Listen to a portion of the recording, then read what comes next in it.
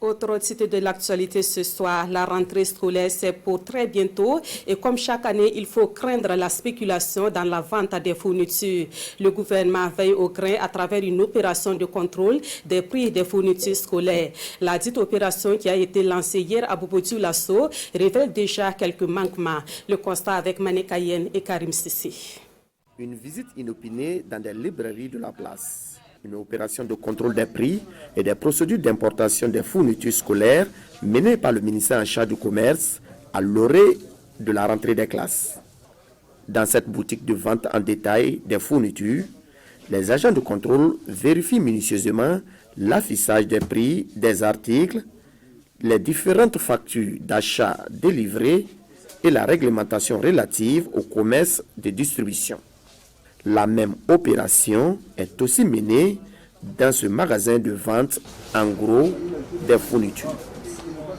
Une opération qui a permis aux contrôleurs de relever quelques anomalies. Il est fait obligation à tout commerçant de préciser en fait la catégorie de commerce dans lequel il exerce son activité. C'est-à-dire il doit signaler au niveau de son magasin, de la devanture, la mention grossiste, demi-grossiste ou détaillant. Cela n'a pas été fait au niveau du premier magasin qui est un détaillant. Cela est une infraction que nous avons révélée. Le second magasin que nous avons vérifié, ce dernier n'est pas obligé en fait d'afficher les prix puisque c'est un grossiste. Mais il est obligé à délivrer des factures conformes à ses clients détaillants. Voilà. Donc à son niveau, nous allons vérifier cela au bureau et la facture d'importation qu'il y a eu à effectuer s'il n'est pas importateur.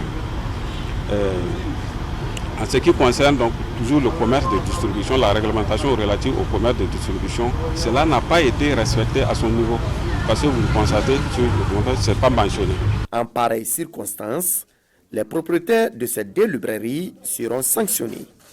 Des sanctions conformément au texte en vigueur. Les sanctions vont donc de 500 000 à 500 millions.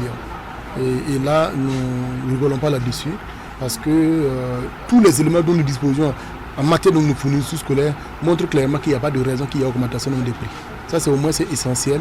Et jusque-là, les détaillants, on est clair là-dessus, il n'y a pas de raison. Parce que les stocks sont là et il n'y a pas de raison particulière qu'il y ait augmentation de ces fournitures-là où les stocks sont déjà constitués. Ces contrôles de prix des fournitures qui viennent d'être lancés ici à Bobo-Dioulasso s'effectueront sur toute l'étendue du territoire national.